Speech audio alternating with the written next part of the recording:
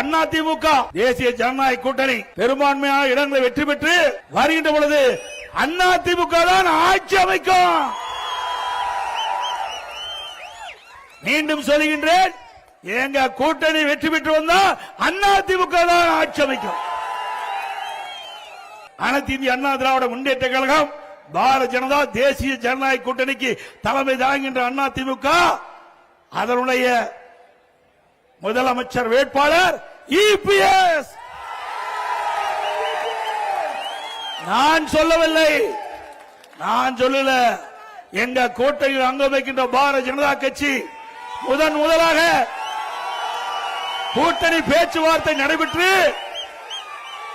ஓட்டலிலே உள்துறை அமைச்சர் அவர்கள் பேட்டி கொடுத்தார்கள், பத்திரிகைக்கும் ஊடகத்துக்கும் பேட்டி கொடுத்தாங்க.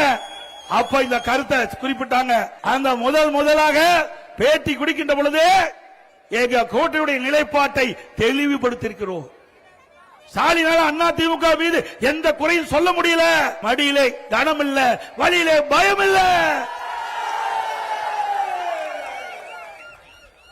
அதனால எங்களை குறை சொல்ல முடியல.